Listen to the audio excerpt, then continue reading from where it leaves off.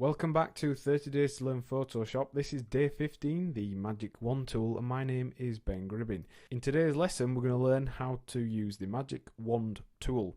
So let's jump over to Photoshop and consider what the Magic Wand tool is. Now, the Magic Wand tool is under W, is the keyboard shortcut W. It's below the Quick Selection tool, and in essence, it's a way of selecting large areas of colour and areas of varying tones and being able to combine them and select them. So if we just click on the tool, click on an area we want to select, we can select that area, and then if we unlock the layer we can actually delete that, we can change the colour of it, we can do all kinds of things, and there's various options. One thing you will notice with all the tools within Photoshop, a lot of them do share options. So for example, the Magic Wand tool shares options with the marquee tools and the lasso tools. We can add multiple selections. It shares the tolerance with things like the paint bucket tool, because we can change how broadly it applies a selection. And it also shares things like the anti-alias and contiguous options with the paint bucket tool.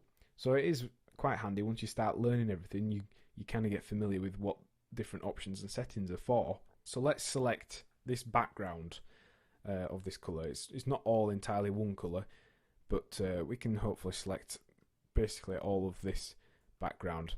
So we're going to click onto the area we want to first select.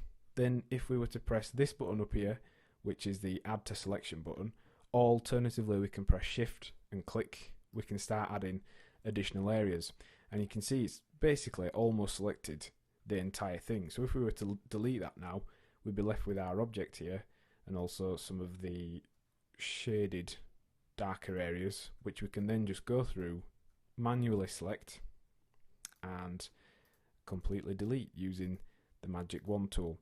Now once you get to an area such as that last one, if you notice, it actually deleted, or it would have done, it selected all of this image, and that's because we need to tweak the tolerance. So if we turn the tolerance down to 10, it will make it much more accurate when we're selecting colours.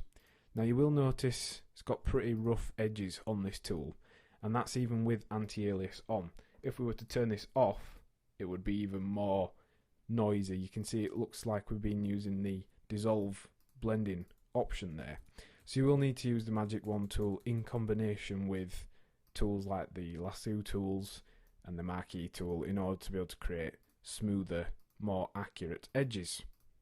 Let's just show you the contiguous option of the Magic Wand tool. If we have it on, it just selects areas that are connected to each other.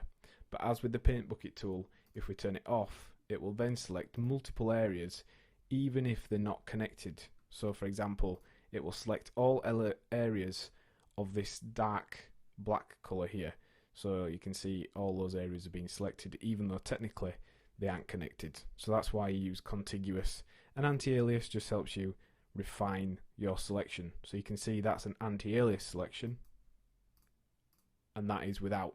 A lot more noise, it's not selected all the different areas, and if we were to delete that now, it would look very rough and jagged. So in today's lesson, we've looked at how to use the Magic Wand tool to select large areas of colour or of an image. And your task for the lesson is to find a photograph of an image on a white background similar to the one we used, and then tweak the tolerance of the Magic Wand tool and select, then delete the entire background. Next time on 30 Days to Learn Photoshop, we'll be looking at shapes and custom shapes. Thanks for listening.